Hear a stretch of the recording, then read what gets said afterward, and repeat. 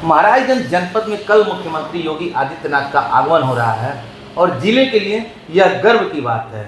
और एक बड़ी अच्छी सी बात, एक छोटी सी बात आप सभी को बताना चाहूँगा कि हमारे पास आज जो शख्स बैठे हैं उनका एक समय सपना था इस जिले को एक बहुत बड़ा कॉलेज देने का, मेडिकल कॉलेज देने का। इस सपने को पूरा करने के लिए इन्होंने बहुत सारी आलोचनाएं सही हैं, बहुत सारे संघर्षों का सामना किया है, लेकिन कहा जाता है ना कि जब आपके इरादे बुलंद हो, आपकी इच्छा शक्ति मजबूत हो, तो आपको कुछ भी करने से कोई रोक नहीं सकता है। आइए हम बात करते हैं हमारे साथ बैठे विनय श्रीवास्तव जी, जो चेयरमैन हैं केएमसी मेडिकल कॉलेज के, और इनसे जानते हैं कि क्या चल रहा है दिल में, क्योंकि कहीं ना कहीं हर एक इंसान के मन में उसके सपनों के पूरा होने का एक टेन्योर होता है, एक टाइम होता है। आइए बात करते हैं। सर, सबसे पहले स्वागत है आपका पहल 24 पे। धन्यवाद सर, मुझे लग रहा है कि कल का दिन हुआ फक्र का दिन होगा महाराज जिले के लिए भी और आपके सपने के लिए, और कैसे आपने इसको यहाँ तक ले आया, इस मुकाम तक, इसके बारे में सर बताएं सर। और अपनी मन की जो भी चीज़ें हैं सर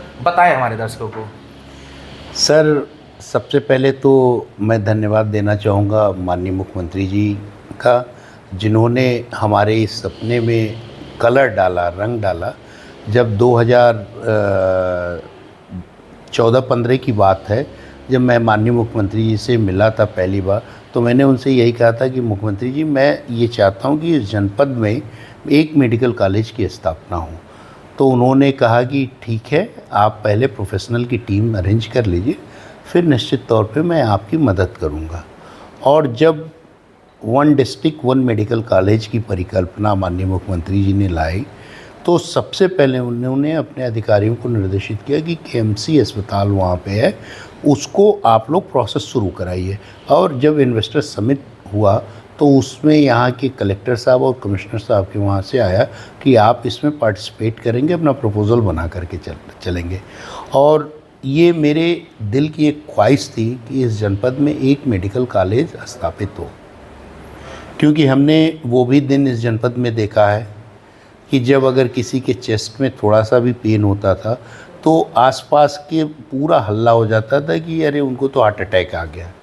एक दो बार तो हमने अनुभव किया, जब यहाँ पे पापा पोस्टेड थे तो रात में किसी सरकारी कर्मचारी के परिवार में कार्डियक पेन हुआ तो पूरा रोना गाना मच गया, और वो सरकारी जीप किसी तरीके से ढकेल उकेल के स्टार्ट कराई गई और उनको ले कर के लोग भागे।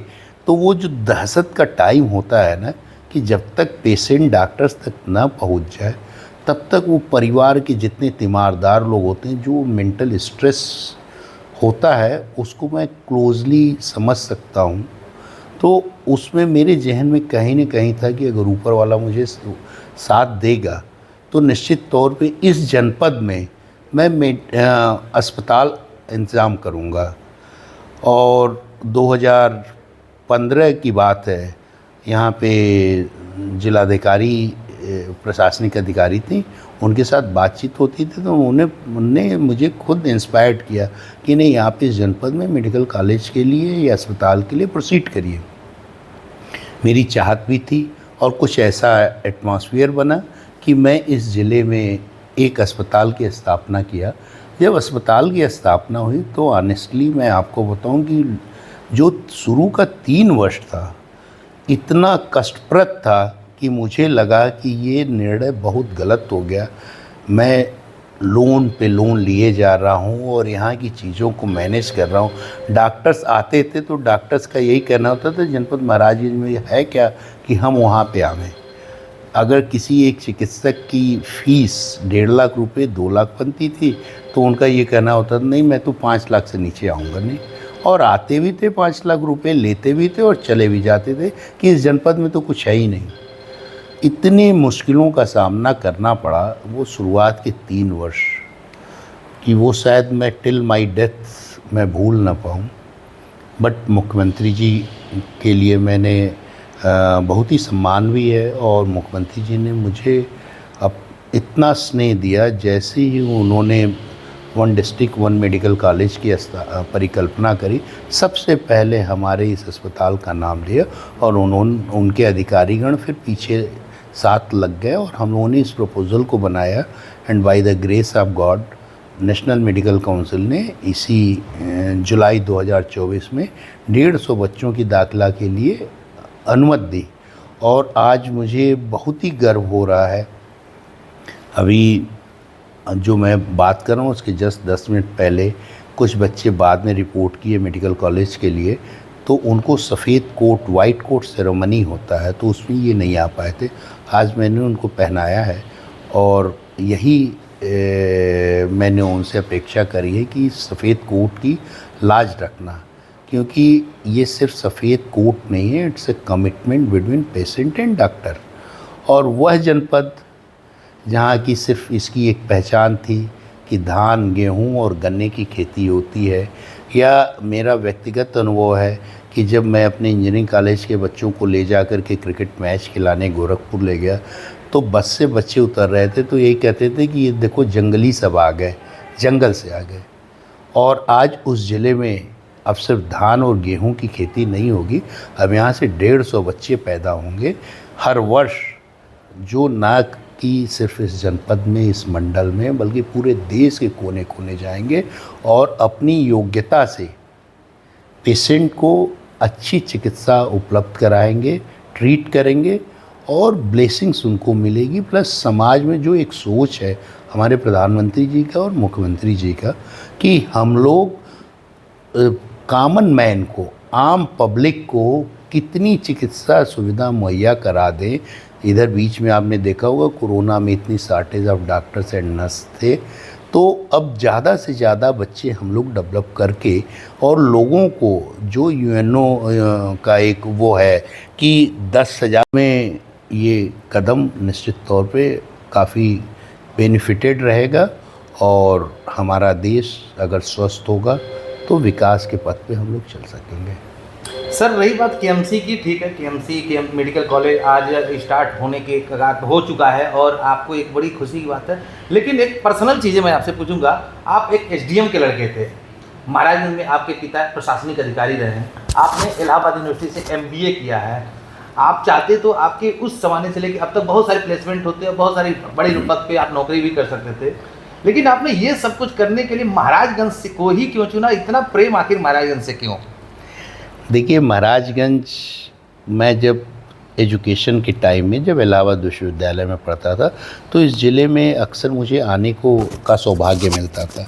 जब यहाँ के लोगों के साथ मेरा इंटरेक्शन होता था तो हम उनको जानते हों नहीं जानते हों, उनसे रिलेटेड हैं या नहीं रिलेटेड हैं, ये मायने नहीं रखता था। इतनी आत्मीयता और इतना स्नेह इस जनपद के लोगों के अंदर कूट कूट के भरा है कि यह एक बहुत बड़ा अट्रैक्शन था, बहुत बड़ा आकर्षण था। काम तुम कहीं भी करते लेकिन अच्छे इंसान मिलना बड़ा मुश्किल होता है और इस जनपद में बहुत ही अच्छे इंसान जितने लोग मिले तो ये मुझे बहुत आकर्षित किया कि हम क्यों न कोई भी काम अगर काम तो करना ही है, यहाँ करें या टांडा में करें या अम्बेडकर नगर में करें या इलाहाबाद में करें, लेकिन इस जनपद में जो अपनापन एक है, जो एक बयार है यहाँ की, वो ऐसी है कि वो किसी को आकर्षित कर सकती है और मुझे भी आकर्षित की। और मैं जब इस जनपद में आया तो मुझे लगा जो आकर्षण है वो सिर्फ आकर्षण नहीं है, यही हकीकत है। इस जनपद के लोग इतने मृदुभाषी, इतने स्नेही, इतना अपनापन दिया कि आज मैं इस जनपद का ही होकर के रह गया, जबकि एक्चुअल तो मैं आजमगढ़ में सगड़ी तहसील हूँ, वहाँ पैदा हुआ, बट मेरा कर्मभूमि कहो या जन्मभूमि तो नहीं है। मैं उतना फॉर्चुनेट नहीं रहा कि मुझे महाराजगंज में जन्म मिले, लेकिन ये है कि यहाँ रहने का मुझे पूरा सौभाग्य मिला और आज मैं अपने जो भी कार्य कर रहा हूँ उसमें मुझे इंटरनल सेटिस्फैक्शन, अंतरात्मा को संतुष्टि मिलती है। यही मेरे लिए सबसे बड़ा अचीवमेंट है। तो देखिए, कहावत है ना कि जैसे फूल को उसकी कीमत का पता तब चलता है जब वह अपने बाग से निकले, तो चाहे उसे किसी मंदिर में चढ़ाया जाता है, चाहे किसी अर्थी पे या माले के रूप में उसका प्रयोग किया जाता है। तो आजमगढ़ से एक फूल निकलकर हमारे महाराजगंज में आए और उन्होंने अब महाराजगंज को उस मुकाम तक पहुंचा दिया है जहाँ लोग अब यहाँ के स्थानीय लोग जो कल को कई सारी चीज़ों में विरोध करते थे, अब वो भी कहने लगे हैं कि शायद विनय श्रीवास्तव जी ने महाराज को इतना दे दिया जितना किसी जनप्रतिनिधि, किसी सांसद, किसी विधायक ने नहीं दिया है और न दे पाएंगे। पहल 24 के लिए राजकिशोर पांडे।